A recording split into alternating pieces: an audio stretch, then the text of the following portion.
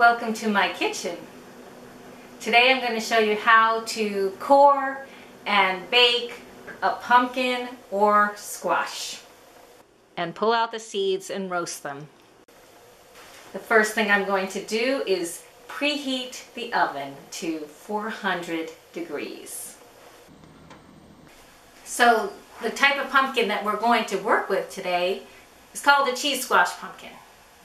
So this is a cheese squash. It's a great pumpkin for pumpkin pies if you're ever interested in getting the right pumpkin for pumpkin pie. It's the same color as butternut squash, a little bit lighter sometimes. And it's squatter than a regular pumpkin, and it's got these nice ridges on it. So I'm going to take this pumpkin and I'm going to rinse it in the sink, and then I'm going to core it before I put it in the oven, which I've preset at 400 degrees. So the first thing I go to do is to rinse my pumpkin, just to make sure. Then I'm going to put it right into the dish I plan to bake it in.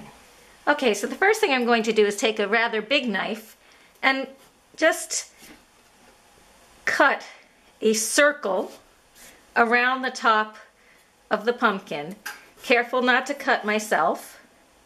And I simply take the knife and wedge it in, pull it out, take the knife again, wedge it in, pull it out. For those of you who are mathematicians, I'm making an approximation to a circle, but I'm using lines to approximate that circle here. So I'm just going around in a circle with my big knife to pull out this, and then I usually double around the second time to make sure that I have got the whole thing, which it looks like I have at this point. And you can see now I can simply just lift out the center of the top of the pumpkin. So you can see there are seeds in the center of the top of the pumpkin, and there are more seeds at the top of the pumpkin. So now we're going to scoop out the seeds and put them into a colander so I can rinse them later and roast them. So now I'm going to start scooping out the inside of the pumpkin, putting it into the colander in the sink.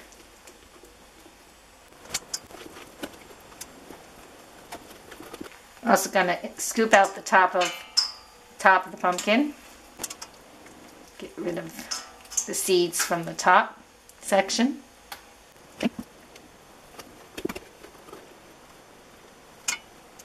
Now these pumpkins have a lot of juice to them. They get a lot of juice once you bake them. But the first thing we're going to do is get the seeds out, because I like to roast my seeds. And you can prepare the roasting while you're baking the pumpkin.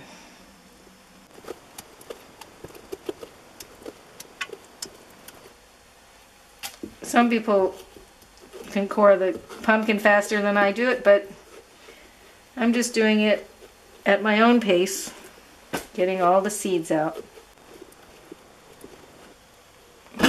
So once I'm done, I put my hand in just to make sure I don't feel any seeds. You can still pull a few strings out if you like. The stringy stuff isn't the best. And then here we are. The pumpkin looks pretty clean inside, and it's clean on top here. There's one more seed there. Yeah, that's clean on top. You fit the lid of the pumpkin exactly where you had cut it out from, so that it's no extra spaces.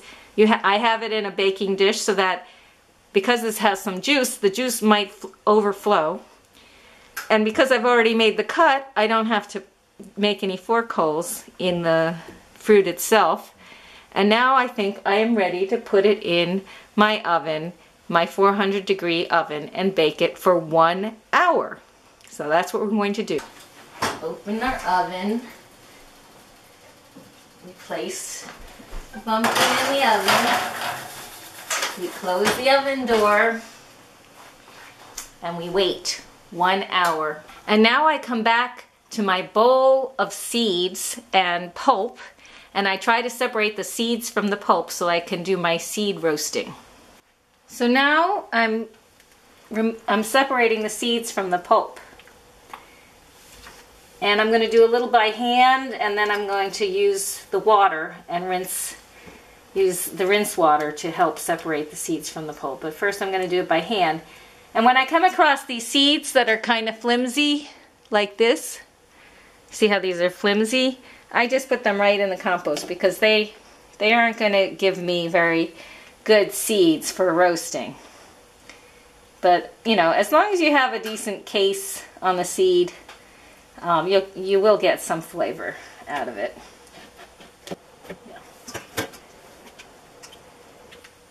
This pumpkin is particularly easy to separate from the pulp.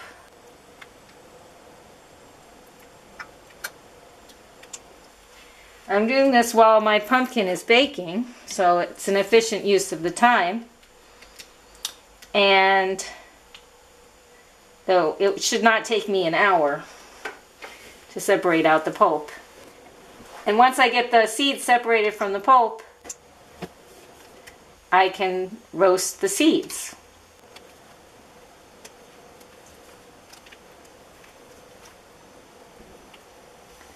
See, it's pretty easy to do. I just missed one, so I'm going to put it back. And once you get most of the pulp out, it makes it a little easier to rinse it.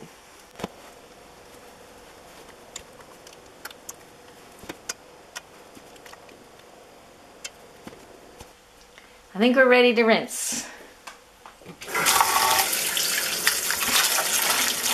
Now we can just rinse it, and you can see how there's still some more seeds to be separated from pulp.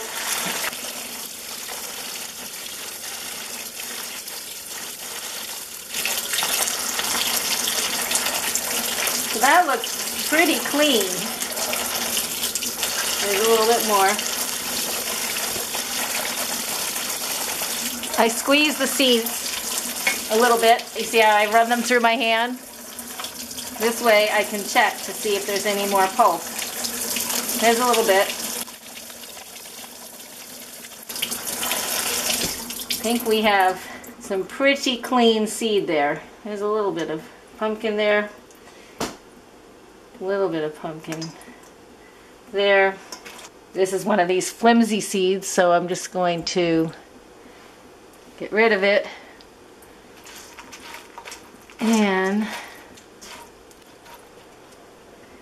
oh, there's a little piece.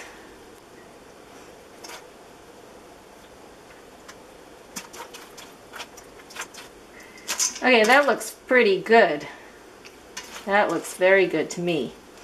So I'm ready to, I could either set these seeds out to dry and then roast them, or I can let them be dried while I roast them if I separate them out so that nobody's sitting on top of each other. And that's what I'm going to do.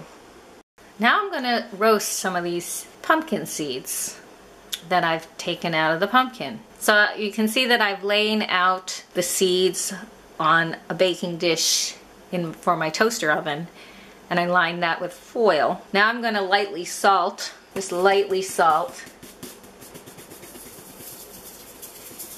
the seeds. I'm going to put the tray into the toaster oven now.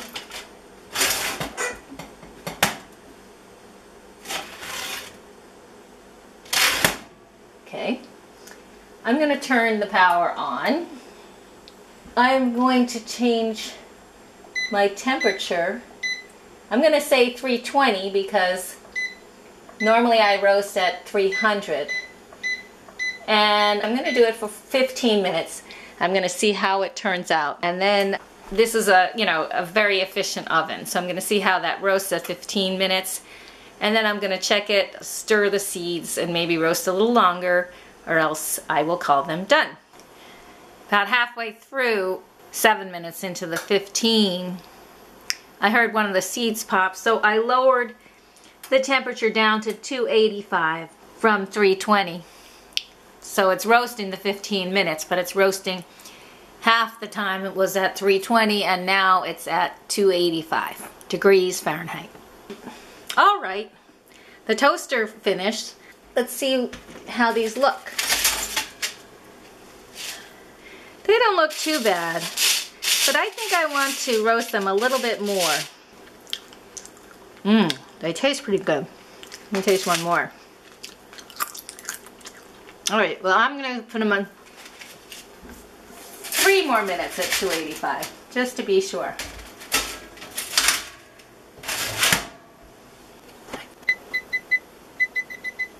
How about 3.5 minutes? That's 3.5 minutes at 285. You can see that little 0.5 there. So we're at 3.5 minutes at 285, and we'll see how that goes. It's a nice toaster oven. It's very efficient. If you're roasting in the regular oven, I go 300 degrees 30 minutes. But this is much easier in the toaster oven. So in those last few minutes, you hear that popping? Those seeds are going to be done. Really nicely roasted after. That will be 18.5 minutes. Let's have a look at those seeds now. Look at that. Those look toasted. I'm going to taste one. Yum. Okay, these are done. I'm going to put them away and then I'm going to start toasting the other batch. Okay, so I'm just going to take my seeds and put them in the container.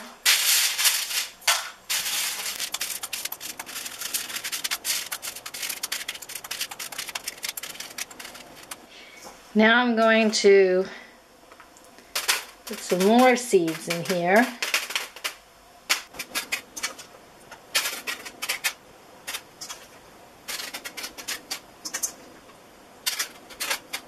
Oop, there's a piece of pumpkin.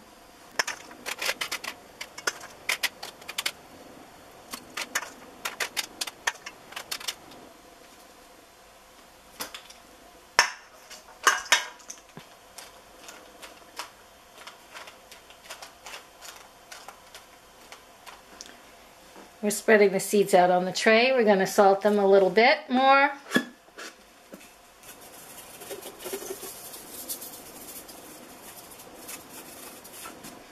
I just want to lightly salt them. And now we're going to put them into the toaster oven, just like we did before.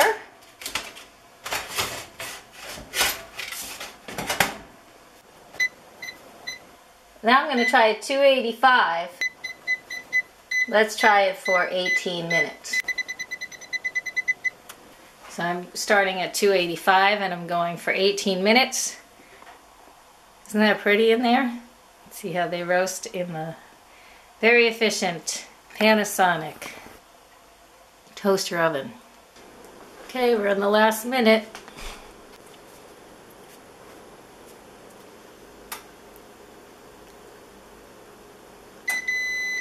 Oh, that's it. Looks like they're ready, but let's check.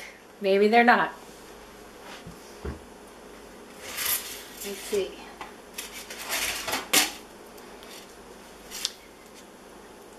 Now they look okay, but I think no, they need some more time. Definitely need more time. So I'm gonna turn the up now. I'm gonna turn the temperature back up.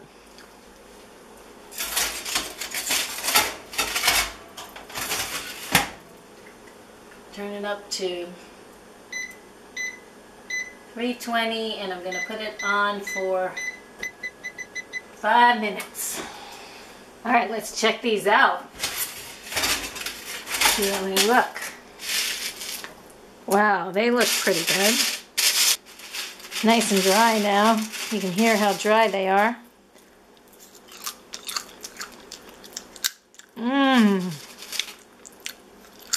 Very crisp. I'm gonna call them done. Okay, my timer went off. Let me check and see if my pumpkin is ready. Looks really good, doesn't it? I'm gonna stick a fork in there. Seems to go in pretty easily. Oh yeah. Yeah, that feels really quite baked. I'm going to pull out my pumpkin and let it cool. Isn't that pretty? Okay, I'm gonna let this guy cool off. I'm gonna put him in a nice cool place. Oh wow, look at that pumpkin. I'm going to take the lid off so that I can let it cool because it's steaming in there. And we'll be spooning it out pretty soon. So now the pumpkin feels cool enough so we can start to scoop it out. I'm gonna measure it out so that I can use it later. So I'm gonna take a spoon. I don't know if you see, but there's a lot of water in there, actually. The juice of this pumpkin, this particular pumpkin, cheese squash, or sometimes known as a cheese pumpkin, is really, really good to drink. So I'm going to open up my pumpkin with my hands. I just washed my hands, by the way. Yeah, so you can see what I'm doing here. I'm just scooping it out. Oh look, I missed a few seeds. That's always happens. You know, you always miss a few. And I don't roast those that are already baked because they won't roast very well. So I just throw those away.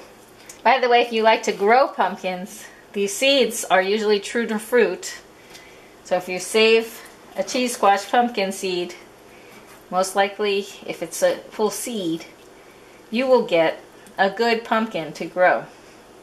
Or more than one good pumpkin, depending on what your garden is like.